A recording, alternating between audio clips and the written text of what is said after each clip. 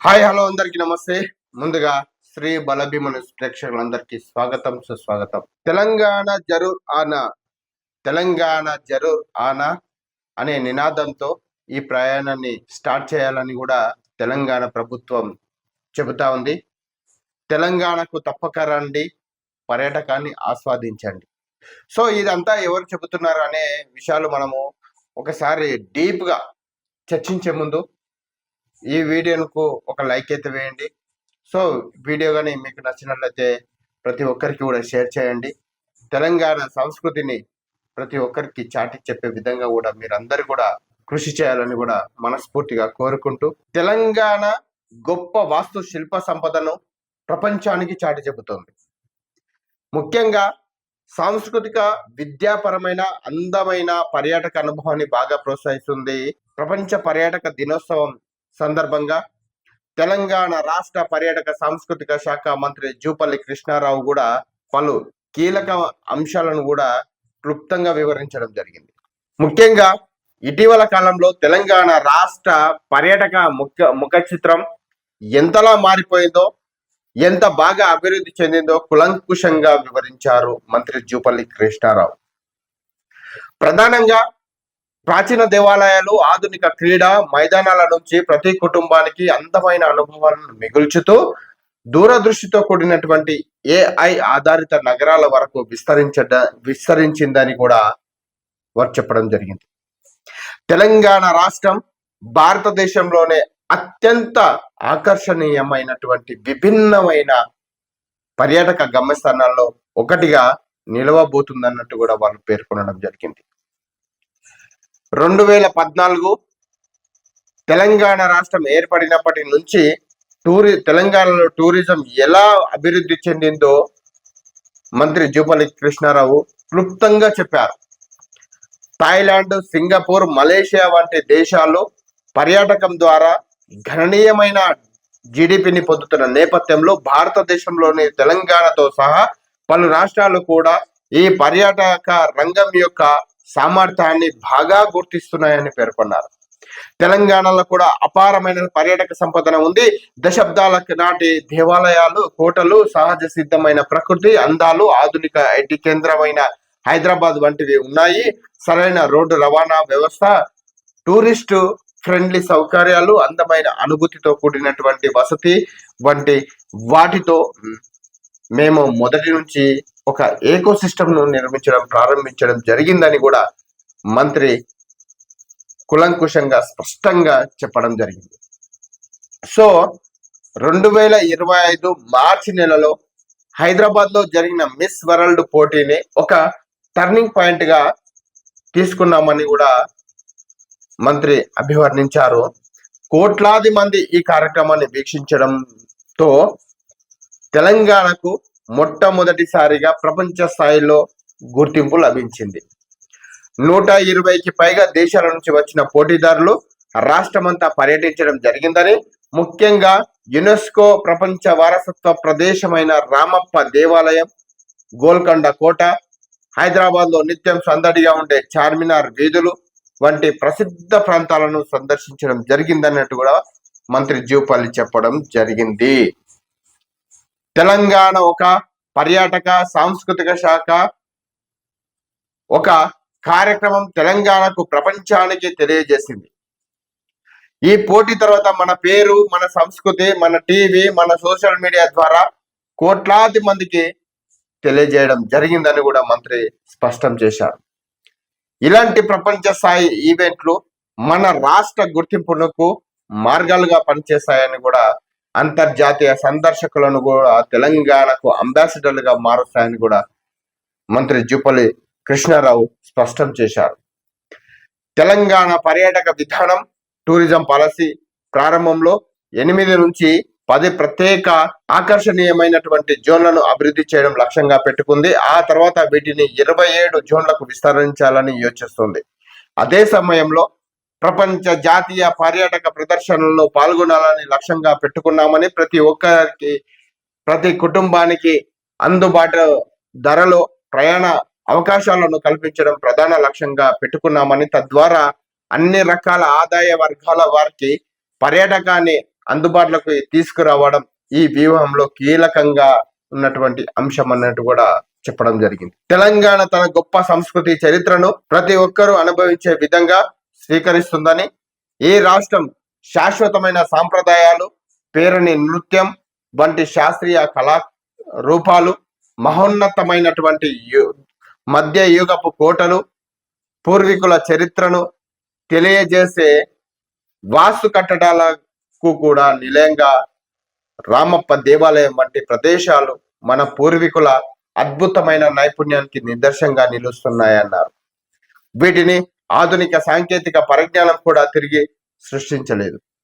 మరి అలాగే యాదాద్రి, వేములవాడ, బాసర వంటి ఆధ్యాత్మిక పట్టణాల్లో సౌకర్యాలను మెరుగుపరచడంతో పాటు దీని ద్వారా సందర్శకులకు ఆధ్యాత్మిక యాత్రను సులభంగా పూర్తి చేయవచ్చు. అలాగే బతుకమ్మ, బోనాలు, దసరా వంటి ఉత్సవాల ఉల్లాసాన్ని కూడా అనుభవించవచ్చు. ఈ పండుగలు ఇప్పుడు ప్రపంచంతో పోటీ పడుతూ మన సంస్కృతిని పంచుకోబడుతున్నాయి. ఆనందోత్సవాల నడుమ వేడుకగా జరుపుకోబడుతున్నాయి. ఇవి కేవలం తెలంగాణ చరిత్ర గురించి మాత్రమే కాదు, ప్రజల అనుభూతి చెందగలిగే, పాలు పంచుకోగలిగే ఒక సజీవ సంస్కృతి గురించి తెలియజేస్తున్నాయన్నట్టు కూడా మంత్రి వివరించడం జరిగింది. సో ప్రభుత్వం పర్యాటకాన్ని కొంత మందికి పరిమితం కాకుండా ప్రతి ఒక్కరికి చేరువ చేయడానికి కూడా ఒక స్పష్టమైన ప్రణాళికతో ప్రయత్నం చేస్తా ఉంది. దీని ద్వారానే టీజీఎస్ ఆర్టీసీ బస్సులు ఇప్పుడు గ్రామీణ, సెమీ అర్బన్ ప్రాంతాల నుంచి తక్కువ ధరలో దేవాలయ, సాంస్కృతిక యాత్రలకు కూడా తీసుకువెళ్తున్నాయి అన్నట్టు కూడా చెప్పుకొచ్చారు. దీని ద్వారా ప్రతి ఒక్కరూ తమ సొంత రాష్ట్రంలో ఉండే అందమైన ఆధ్యాత్మిక ప్రదేశాలను సందర్శించే అవకాశం లభిస్తుందని, సందర్శిస్తూనే ఉన్నారని కూడా చెప్పుకొచ్చారు. దీంతో ప్రజలు తమ మూలాలతో పాటు అనుసంధానం కావడానికి కూడా, వారి సంస్కృతిని తెలుసుకోవడానికి, గొప్ప అనుభూతిని నేరుగా అనుభవించడానికి, తమ స్వస్థలాన్ని కొత్త కోణంలో చూడటానికి సహాయపడుతుందంటూ కూడా చెప్పుకొచ్చారు. ఇది కేవలం పర్యాటక స్థలాలను చూడడం కంటే ఎక్కువ. ఇది ఒక అందమైన జ్ఞాపకాలను క్రియేట్ చేసుకోవడం, నేర్చుకోవడం, తమ వారసత్వ పట్ల గర్వంగా భావించడమే కదా.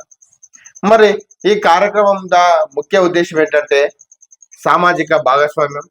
రాష్ట్రంలో పర్యటనలను ప్రోత్సహించడానికి సాంస్కృతిక ప్రముఖులు, యువజన సంఘాలు, స్థానిక సంస్థలతో కూడినటువంటి దాదాపు 20,000 మందితో భారీ సమావేశాలు నిర్వహించడం జరుగుతుందని, ఈ కార్యక్రమాలు ప్రజలను ఒక చోట చేర్చి గొప్ప అనుభవాలను క్రియేట్ చేయడం ద్వారా సామాజిక అనుబంధాలను బలోపేతం చేయడంతో పాటు అదే సమయంలో తెలంగాణ సంస్కృతిని కూడా చాటి చెప్పే అవకాశం ఉంటుందన్నారు.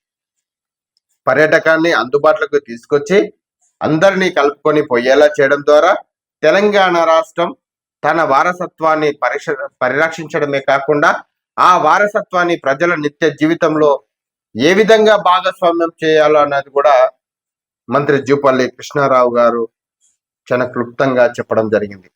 సో అదేవిధంగా మన తెలంగాణ పర్యాటక ప్రదేశాలు ఏ విధంగా ఆకర్షించబడతాయన్నట్టు కూడా వారు చెప్పడం జరిగింది.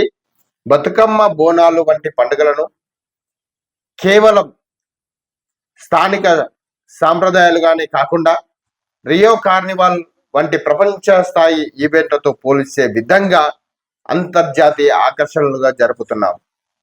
ఉదాహరణకు బతుకమ్మ ఉత్సవంలో ఇప్పటికే ప్రవాస భారతీయులు పాల్గొంటున్నారు. ఈ పండుగల వేడుకల్లో పాల్గొనేందుకు ప్రపంచం నలుమూలల నుంచి పర్యాటకులను స్వాగతించాలని తెలంగాణ ప్రభుత్వం లక్ష్యంగా పెట్టుకుంది.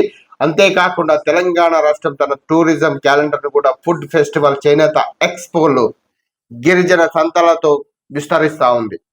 దీనివల్ల సందర్శకులకు సంవత్సరం పొడవునా ఉల్లాసభరితమైనటువంటి అనుభవాలు లభించేందుకు ఆస్కారం ఉంటుంది.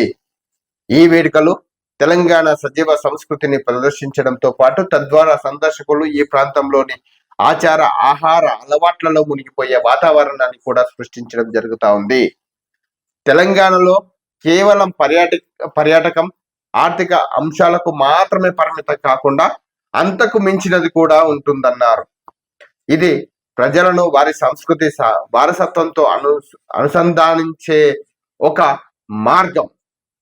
తెలంగాణ రాష్ట్రం యొక్క గొప్ప సంప్రదాయాలపై అవగాహన, అభిమానం పెంచుకోవడానికి ప్రతి ఒక్క పౌరుడు కీలక పాత్ర పోషించవచ్చని మంత్రి జూపల్లి స్పష్టం చేశారు.